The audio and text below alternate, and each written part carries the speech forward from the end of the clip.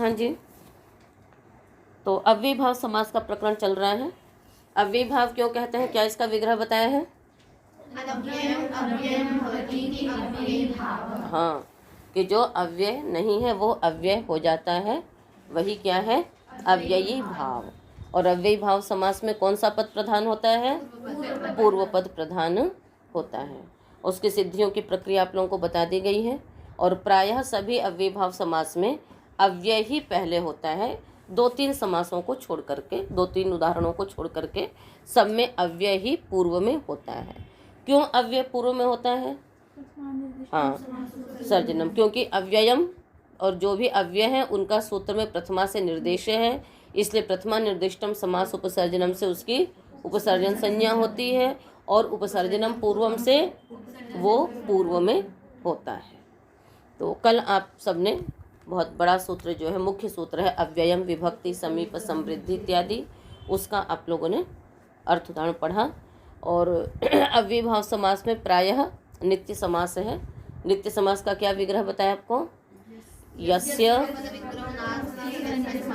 हाँ, जिसका अपने पद से विग्रह नहीं है, यस्य स्वपद विग्रहो नास्ति स नित्य समासः, वह क्या है? नित्य समास है। नित्य समास का तात्पर्य क्या है? कि उसका विग्रह नहीं हो सकता है ना। सामान्य रूप से हम जब समास करते हैं तो समस्यमान पदों का विग्रह भी करते हैं, ठीक है, जिनसे समास करते हैं उन्हीं से विग्रह कर लेते हैं। किंतु अव्ययी भाव समास में प्रायः विग्रह किसी और शब्द से होता है और समास किसी और शब्द में होता है। इस कारण से ये नित्य समास ही प्रायः करके होते हैं। आज उसका दूसरा सूत्र है यथा सादृश्ये। यथा अव्ययपदम असादृश्ये सप्तमी का एक वचन। न सादृश्यम असादृश्यम तस्मिन् असादृश्ये। अनुवृत्तियाँ आ रही हैं। अव्ययम सुप समासः सह सुपा अव्ययी भावः। ठीक है, अव्ययम अव्यय विभक्ति से है। कहाँ तक जा रही है उसकी अनुवृत्ति? 8 तक। ठीक है, उसके पश्चात सुप समासः सह सुपा, ये तो पूरे समास प्रकरण में चलेगा, क्योंकि समास होता ही किनका है? सुबंत का। सुबंत के साथ समास होगा तो सह सुपा पूरा चलेगा। सुबह मंत्रित से सुप रहेगा तो सुपा सह सुप। और ऊपर समर्था पद विधि सूत्र आप सबने जो पढ़ा था, तो यह परिभाषा सूत्र है और परिभाषा सूत्र एक जगह स्थित होकर के संपूर्ण शास्त्र को प्रकाशित करता है। तो हर उसमें अनुवृत्ति हम नहीं ले जाएंगे समर्था शब्द की, किंतु उसकी क्या करेंगे हम? ठीक है ना, उसके हम क्या करेंगे? हर सूत्र में पर उसका संबंध बैठाएंगे सुपा का और सुप के साथ, समर्थ सुबंत का समर्थ सुबंत के साथ, क्योंकि समर्थ पदों की ही समास विधि होगी। तो जब समर्थ की होगी तो एक समर्थ का एक समर्थ के साथ समास होगा। तो समर्थ का समर्थ के साथ समास होने के कारण से जो भी पद होंगे सारे समास के सूत्रों में या तो तृतीया होगी और या फिर प्रथमा है। कहीं कहीं पर अर्थ विशेष के लिए सप्तमी दी गई है। ठीक है ना, तो तृतीयांत जो होगा उस तृतीयांत के साथ जो प्रथमांत है उस प्रथमांत का समास होता है। कहीं कहीं अर्थ विशेष आपको दे दिए जाएंगे। तो इसलिए समास प्रकरण के सूत्रों का अर्थ करने की एक सरल सी प्रक्रिया है। बस उस प्रक्रिया को समझ करके हम लोग अर्थ करते चलेंगे। और अव्ययी भाव समास का प्रकरण चल रहा है, इसलिए अव्ययी भाव का अधिकार भी रहेगा ही रहेगा। तो हम लोग अर्थ करेंगे सूत्र का। असादृश्ये अर्थे वर्तमानम यथा इत्येतद् अव्ययम समर्थेन सुबंतेन सह समस्यते अव्ययी भावश्च समासो भवति। ठीक है, असादृश्ये अर्थे वर्तमानम यथा इत्येतद् अव्ययम। असादृश्य अर्थात सादृश्य अर्थ को छोड़ करके अन्य अर्थ में वर्तमान जो यथा अव्यय है उसका समर्थ सुबंत के साथ समास होता है। पहले वाला जो सूत्र था उसने क्या कहा था कि यथा अर्थ में जो अन्य अव्यय, दोनों में अंतर है। पहले वाले सूत्र ने क्या कहा था? यथा अर्थ में जो अन्य अव्यय, और यथा के कितने अर्थ हैं वो बता दिया था आपको। क्या क्या अर्थ बताए थे? पदा, हाँ ठीक है ना, तो योग्यता और विप्सा, पदार्थान अतिवृत्ति और सादृश्य। ठीक है ना, तो ये तो यथा के अर्थ हैं। ये क्या है? यथा के अर्थ हैं, तो यथा अव्यय भी तो इन अर्थों में हो ही गया ना, ध्यान दिया आपने। ये यथा के अर्थ हैं तो इन अर्थों में यथा अव्यय भी हो गया और इन्हीं अर्थों में अन्य अव्यय भी हुए, तो अनुरूपम इत्यादि उदाहरण बने इसके। किंतु यथा के भी तो 4 अर्थ हैं, तो यथा अव्यय स्वयं 4 अर्थों वाला हुआ, उनमें से सादृश्य अर्थ को छोड़ देंगे, शेष 3 अर्थों में क्या होगा, यथा अव्यय का अन्य समर्थ सुबंत के साथ समास होगा। तो उदाहरण है जैसे ये वृद्धाः यथा वृद्धम यथाध्यापकम, विप्सा हो गई है, जो वृद्ध हैं, यथा वृद्धम सत्कुरु, जो वृद्ध हैं उनका सम्मान करो, यथाध्यापकम अर्चय, जो अध्यापक हैं उनका सम्मान करो, ये चौराः यथा चौरम बध्नाति, यथा पंडितम सत्करोति, जो पंडित है उनका सत्कार करता है। तो ये सब विप्सा में ही प्रायः करके हैं, ये सादृश्य अर्थ तो है नहीं, तो सादृश्य अर्थ में यथा अव्यय का समास नहीं होगा। समास कैसे करेंगे, ये वृद्धा यथा वृद्धम, ये भी नित्य समास है क्योंकि विग्रह आप किससे कर रही हैं, ये इस प्रकार से ये नित्य समास है।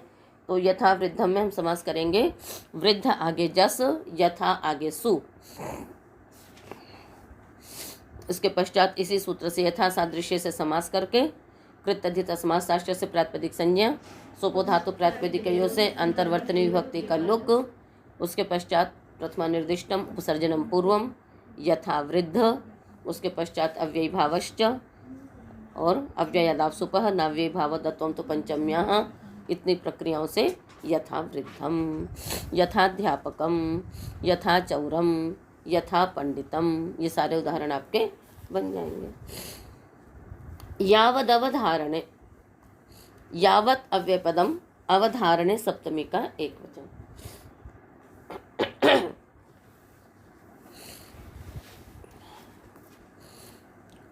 अर्थ करिए, अवधारणे अर्थे वर्तमानम समर्थेन सुबंतेन सह, हाँ, अवधारणे, अवधारण मतलब क्या होता है, निर्धारण, किसी परिमाण का निश्चय करना है ना। तो उस अर्थ में वर्तमान जो यावत अव्यय है उसका अन्य समर्थ सुबंत के साथ समास होता है। उदाहरण बनाएंगे, यावन्ति अमत्राणि यावदमत्रम ब्राह्मणान आमंत्रयस्व।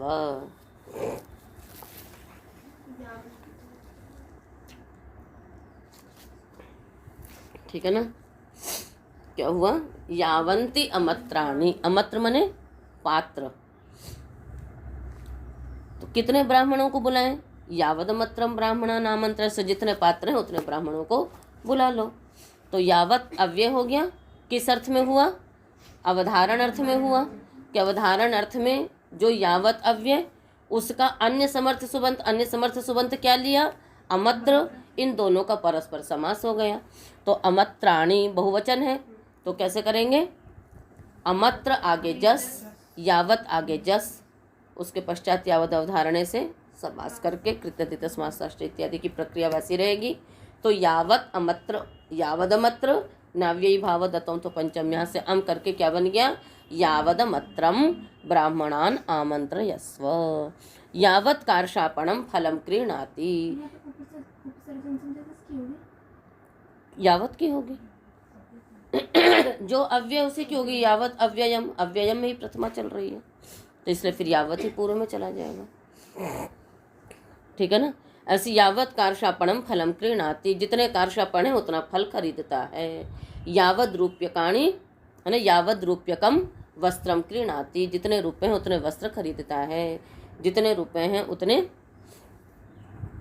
ठीक है ना, फल खरीदता है। कुछ भी प्रयोग में आप कर सकती हैं। तो यावत यही प्रथमा से निर्दिष्ट, ऐसी कुछ संज्ञा होंगे। आगे चलें, सुप्रतिना मात्रार्थे, सुप्रथमा का एक वचन, प्रतिना तृतीया का एक वचन, मात्रार्थे सप्तमी का एक वचन। मात्रायाः अर्थः मात्रार्थः तस्मिन् मात्रार्थे।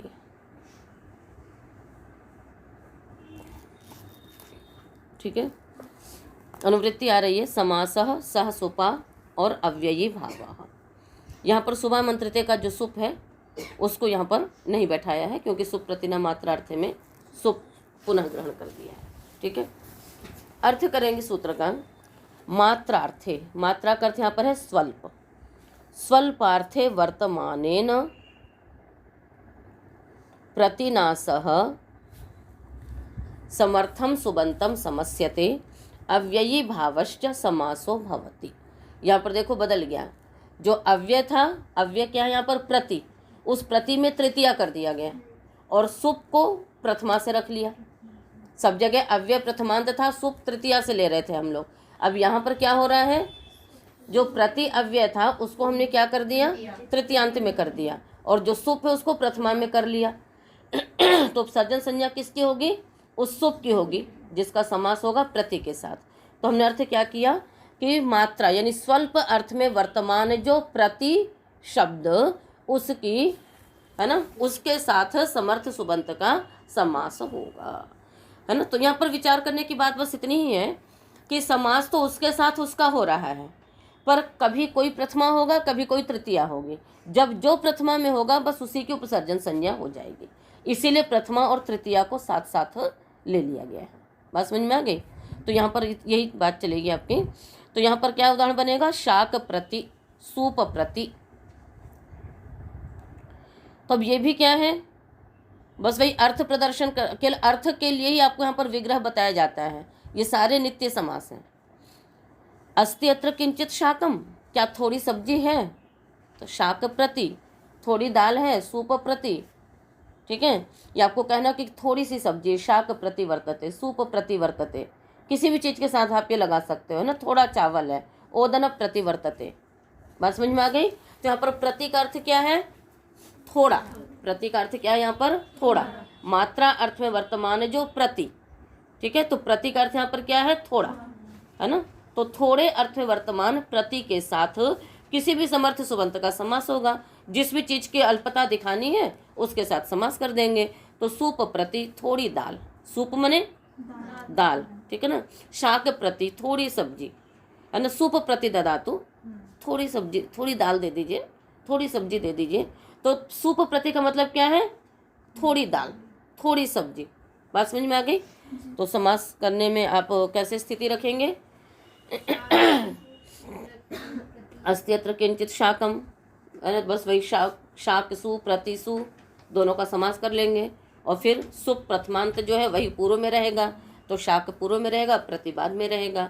तो शाक प्रति, सूप प्रति, और जो सु है उसका क्या हो जाएगा, अव्यय दाव सुपह से सु का लुक हो जाएगा, तो शाक प्रति इत्यादि बन जाएगा। तो शाक प्रति, सूप प्रति, दुग्ध प्रति, किसी भी चीज़ के साथ आप लगा लो, अर्थ बन जाएगा। अक्षशला का संख्या परिणा, अक्षशला का संख्या प्रथमा का बहुवचन, परिणा तृतीया का एक वचन। अक्षश्च शलाका च संख्या चैति अक्षशलाका संख्या, इतरेतर द्वंद्व समास है। क्या कुछ बात, कुछ दिक्कत है, नहीं ना, चलिए। तो अक्षशलाका संख्या, इतरेतर द्वंद्व समास हो गया। अनुवृत्तियां किस किस की आ रही हैं, हाँ, सुप सह सुपा अव्ययी भाव और समास। अर्थ करेंगे, अक्ष शब्द, शलाका शब्द, संख्या शब्दाश्च परिशब्देन सह समस्यन्ते अव्ययी भावश्च समासो भवति। अक्ष शलाका शब्द और जो संख्यावाची शब्द हैं उनका परि के साथ समास होता है। यहाँ भी देखो परि अव्यय है, परि में तृतीया कर दिया, तो जिसमें तृतीया है वो पूर्व में रहेगा ही नहीं। पूर्व में क्या रहेगा, अक्ष शलाका और संख्यावाची जो शब्द होंगे वो रहेंगे।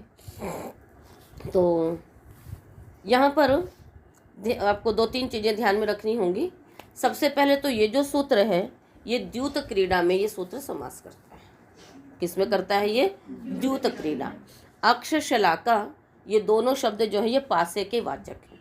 पासा जानते हैं आप लोगों ने, महाभारत देखा, तो महाभारत में जिन पासों से द्यूत खेला गया था उसी की संज्ञा क्या है, उसी को अक्ष भी कहते हैं, उसी को शलाका भी कहते हैं। अब उसके बाद संख्यावाची शब्द उदाहरण लिख लीजिए आप लोग। अक्ष परि, शलाका परि, एक परि, द्विपरि। ठीक है, इसमें 5 पासे होते हैं। कितने होते हैं? 5। और जब पांचों सीधे पड़ते हैं तो भी फेंकने वाला जीत जाता है, और जब पांचों उल्टे एक जैसे पड़ते हैं तो भी खेलने वाला जीत जाता है। कभी आप लोगों ने बचपन में, मतलब यहाँ आने से पहले, अब तो नहीं पता, पर पहले आप लोगों ने इमली के बीज होते हैं ना, इमली के बीज को बीज से तोड़ देते हैं, ठीक है, उससे भी खेलते थे, है ना। चूड़ी और इमली के बीज से ये चीज़ खेली जाती थी। कुछ लड़कियां सिर हिला रही हैं। तो उसमें एक तरफ काला काला रहेगा और एक तरफ कैसा रहेगा? सफ़ेद रहेगा, ठीक है। तो जब उसको खेलते हैं तो जब काला वाला एक तरफ पड़ गया तो भी जीत गए, और यदि उल्टा सफ़ेद वाला अंश चारों एक जैसे पड़ गए यदि, तो भी जीत जाते थे, है ना। नहीं खेला आप लोगों ने? अच्छा, तो प्रायः करके मतलब हम लोगों ने भी खेला हुआ है और ज़्यादातर लोग इस खेल को जानते हैं। और उसमें वो 4-4 खाने बना लेते थे, फिर उसी के हिसाब से आजकल जैसे लूडो वगैरह खेलते हैं तो उसकी जगह पहले ये होता था। तो उसको मतलब यदि आप लोगों ने खेला हो या देखा हो तो आपको सूत्र अच्छी तरह से समझ में आ जाएगा। तो उसमें वही इसमें जैसे मतलब कहा कि यदि वो उत्तानः अवांचोवा, यदि वो एक तरफ सारे गिर गए, एक तरफ से हो गए, तो भी वो पातयिता या जो खेलने वाला है वो जीत जाता है।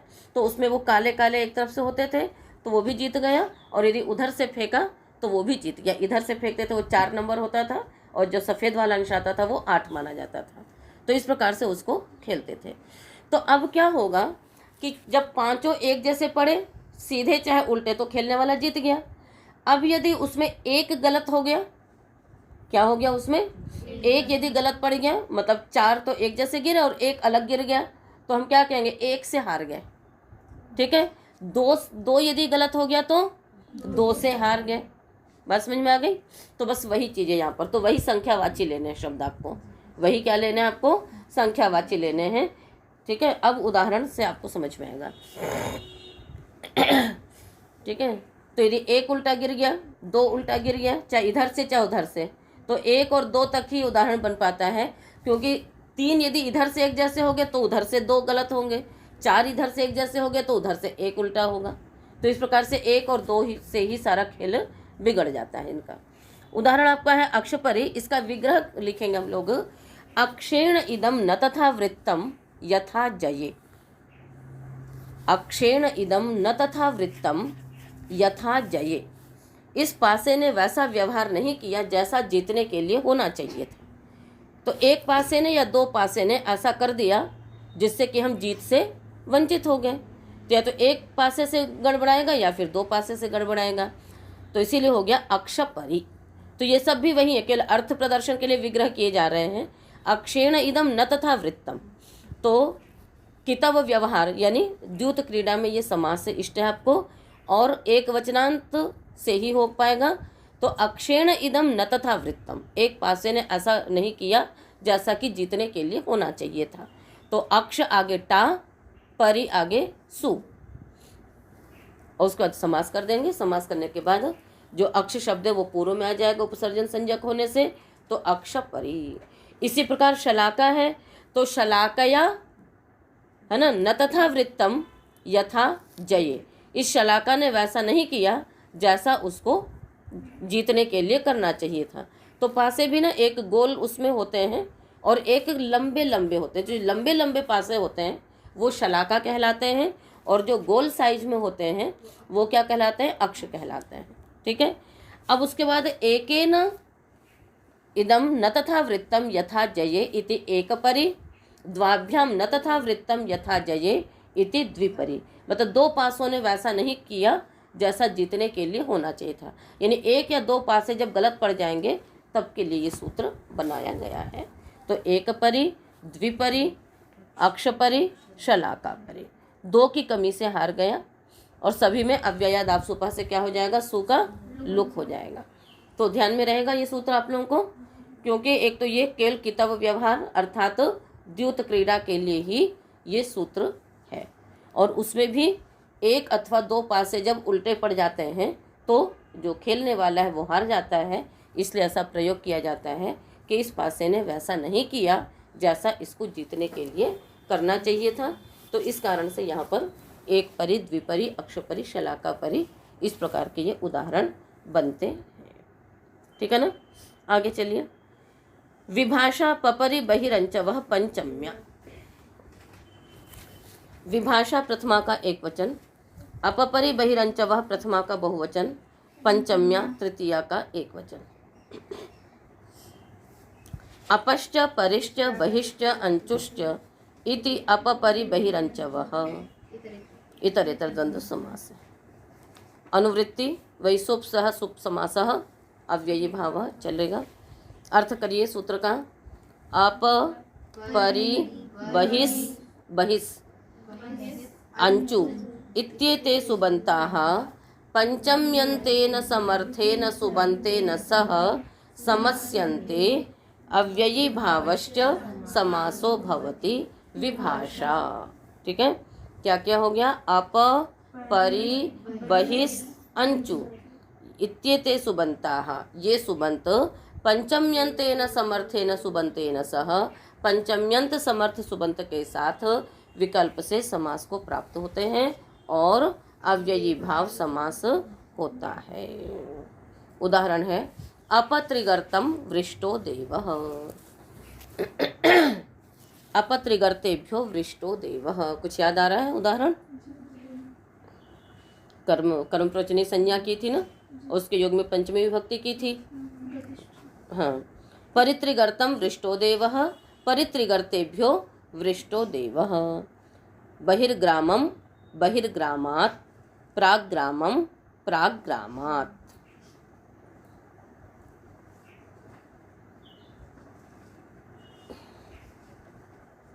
तो यहाँ पर क्या हुआ? पहले तो सबसे पहले आपको ये देखना है कि अप परिवर्जने से अप और परि की कर्मप्रवचनी संज्ञा होती है, उसका अर्थ होता है छोड़ना। और फिर कर्मप्रवचनी संज्ञा होने से पंचम्य पांग परि भी से उसमें पंचमी विभक्ति होती है। तो अब यहाँ पर इसलिए पंचम्यंत हो गया और उधर अप और परि है। अप और परि का अन्य समर्थ सुबंत के साथ क्या हो जाएगा? समास होगा। विकल्प से समास होगा। जिस पक्ष में समास होगा आपको उसमें बताया था ना मैंने कि इसमें बाद में इसका समास वाला भी पक्ष आएगा। तो जिस पक्ष में समास होगा उस समय आपका उदाहरण बनेगा अपत्रिगर्तम। एक साथ लिखेंगे अपत्रिगर्त। ठीक है। तो त्रिगर्त आगे भ्यस, अप आगे सु, समास करने के पश्चात जो अप है वो पूर्व में उपसर्जनम पूर्वम से आ जाएगा, अपत्रिगर्त। और फिर वही अव्ययादावसुपः नाव्य भाव दत्वम तो पंचम्याः अपत्रिगर्तम परित्रिगर्तम। और जिस पक्ष में समास नहीं होगा उस पक्ष में अलग अलग रहेगा अपत्रिगर्तेभ्यः वृष्टो देवः। त्रिगर्त देश को छोड़ करके वर्षा हुई। परित्रिगर्तेभ्यो वृष्टो देवः, त्रिगर्त देश को छोड़कर वर्षा हुई। अब उसके बाद है बहिर्ग्रामम। ग्रामात् बहिः इति बहिर्ग्रामम। ग्रामात् प्राक् इति प्राग्ग्रामम। तो बहिर्ग्रामम में समास हो गया और बहिर्ग्रामात् में समास नहीं हुआ। ठीक है। एक सूत्र आप लोगों ने विभक्ति प्रकरण में पढ़ा होगा, अन्यारादित अर्थे दिक् शब्दांचुत्तर पदा जाहि युक्ते। तो अंचुत्तर पद वाले जो शब्द होते हैं, जैसे प्राक शब्द हैं तो अंचुत्तर पद वाले शब्द प्राक, उदक इत्यादि, उनके योग में पंचमी विभक्ति होती है। क्योंकि हम पंचम्यंत के साथ समास कर रहे हैं तो आपको ये जानना जरूरी है कि हम पंचमी विभक्ति हुई कैसे। तो उन दोनों में तो आपको बता दिया, पंचमी पांग परि भी से हुई। और प्राक शब्द कैसा है? अंचोत्तर पद है, तो इसके योग में क्या हो गई? पंचमी हो गई। तो पंचम्यंत के साथ जब समास होगा तब तो विभक्ति का श्रवण नहीं होगा। अव्ययदासुपः से सु का लुक, नाव्य भाव दत्वम तो पंचम्या से अम होकर के प्राग्ग्रामम बन गया। और जिस समय समास नहीं होगा तब प्राग्ग्रामात्। ठीक है। अब बचता है बहिष शब्द। बहिष के योग में पंचमी विभक्ति का विधान नहीं किया गया है, किंतु कुछ ऐसे निर्देश हैं जो कि महर्षि पाणिनि ने बहिष के योग में पंचम्यंत का समास किया है। बहिष शब्द का क्या किया है? पंचम्यंत के साथ समास का विधान किया है। तो इस विधान सामर्थ्य से क्या होगा, बहिष शब्द के योग में पंचमी विभक्ति होती है, ऐसा हमें समझना होता है। बहुत सारी निर्देश, बहुत सारी जानकारियाँ ऐसी होती हैं जो कि अलग से सूत्र के माध्यम से नहीं भी कहा है तो भी सूत्र भी पाणिनि नहीं बनाए, तो चाहे तो सूत्र में स्पष्ट निर्देश कर दें कि इसके योग में पंचमी विभक्ति होती है, अथवा उसके साथ पंचमी विभक्ति कर दें तो भी पता पड़ जाएगा, क्योंकि कार्य तो दोनों ही ऋषि का है, पाणिनि का है, तो उससे हमें ये पता पड़ जाता है कि इसके साथ ऐसा होता है। तो बहुत सारी इस प्रकार की बातें आएंगी आगे, जिसमें सूत्र से नहीं निर्देश किया गया होगा, पुनरपि वो कार्य है, तो उस कार्य से ये समझ में आ जाता है कि यहाँ पर ऐसा होता है। ठीक है ना। जैसे एक प्रश्न शब्द है, प्रश्न शब्द में हम लोग नंग प्रत्यय करते हैं, और नंग क्या है, इंगित है, तो इंगित होने से ग्रही ज्या वही व्यधि से क्या होना चाहिए, संप्रसारण होना चाहिए ना, क्या बनना चाहिए, प्रश्न, पर नहीं होता। तो ये आचार्य की प्रवृत्ति ही ज्ञापित करती है, क्योंकि पाणिनि ने सूत्र बना दिया प्रश्ने चासन्न काले। जब महर्षि पाणिनि नंग प्रत्यय करके भी संप्रसारण नहीं कर रहे हैं, तो ये एक निर्देश मिलता है हमको इससे कि नंग प्रत्यय होने पर संप्रसारण नहीं होता है। तो पाणिनि के व्यवहार से क्या होता है, ये कई सारे नियम सूत्रों के व्याकरण के ज्ञात हो जाते हैं। तो यहाँ पर यह हमको इससे ज्ञात हुआ कि महर्षि पाणिनि ने यदि पंचम्यंत के साथ बहिष शब्द का समास विधान किया है, इसका मतलब है कि बहिष शब्द के योग में पंचमी विभक्ति होती है। ठीक है, इस विधान सामर्थ्य से पंचमी विभक्ति होगी और समास भी होगा। तो बहिर्ग्रामम बहिर्ग्रामात्, यहाँ तक बात समझ में आ गई आपको, तो उदाहरण समझ में आ गए होंगे। अब यहाँ पर जो विभाषा है, इसको अब इसका अधिकार पूरे समास प्रकरण में जाएगा और इसे महाविभाषा कहते हैं। इसे क्या कहते हैं, महाविभाषा। क्यों महाविभाषा, क्योंकि पूरे इतने लंबे चौड़े समास प्रकरण में इसका अधिकार जा रहा है, इसलिए क्या है, ये महाविभाषा है। तो महाविभाषा का तात्पर्य यही हो गया। तो अब इसके आगे के जितने भी समास होंगे वो सब क्या होंगे, तो अभी इससे पहले तक नित्य समास थे, है ना, इसीलिए केवल स्वपद विग्रह, सब अस्वपद विग्रह वाले थे। अब इसके आगे के प्रायः करके समास ऐसे होंगे जिनका कि आप विग्रह भी कर सकते हैं और समास भी कर सकते हैं, लौकिक प्रयोग में भी। कहीं कहीं नहीं होगा, पुनरपि हो जाएगा। ठीक है, एक सूत्र और आगे पढ़िए। आंग मर्यादा भी विध्यो हो, आंग अव्यपदम मर्यादा भी विध्यो सप्तमी का द्विवचन। मर्यादा च अभिविधिश्च इति मर्यादा भी विधि तयोः मर्यादा भी विध्यो। अनुवृत्तियाँ, विभाषा पंचम्या सुप सह सुपा अव्ययी भावा। मर्यादा भी विध्यो वर्तमानम आंग इत्येष शब्दः पंचम्यंतेन समर्थेन सुबंतेन सह समस्यते, अव्ययी भावश्च समासो भवति विकल्पेन। मर्यादा और अभिविधि में वर्तमान जो आंग शब्द है उसका पंचम्यंत सुबंत के साथ विकल्प से समास होता है और वह अव्ययी भाव समास होता है। इसके उदाहरण आप लोगों ने पढ़े हुए हैं। आ पाटलिपुत्रम वृष्टो देवः, आ पाटलिपुत्रात् वृष्टो देवः।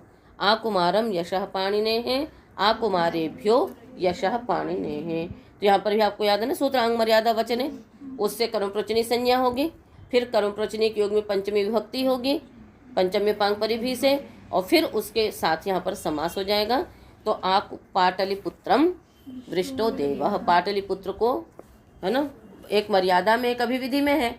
मर्यादा का क्या बताया था हमने, हाँ, बिना तेन मर्यादा सह तेन अभिविधि, ये याद रखना कि बिना तेन मतलब उसको छोड़ करके मर्यादा। तो पाटलिपुत्र को छोड़कर वर्षा हुई, आ पाटलिपुत्रम वृष्टो देवः। सह तेन अभिविधि, उसको लेकर के जो सीमा हो वो क्या होगी, अभिविधि। आ कुमारम यशः पाणिनेः, बच्चे बच्चे तक, बच्चों को छोड़ करके नहीं, बच्चे बच्चे तक पाणिनि का यश है। ठीक है, तो इस प्रकार से यहाँ पर समास हो जाता है। लक्षणे नाभिप्रति आभिमुख्ये, ये सूत्र भी आप लोगों ने पढ़ा हुआ है। प्रत्यग्नि, अभ्यग्नि, शलभा पतंती, है ना। चलो अच्छा ठीक है, आगे का कल कर लेंगे। वैसे ये उदाहरण अव्ययीभावश्च में आ चुका है। ठीक है, किंतु अभी छोड़ देते हैं, आगे का पाठ है।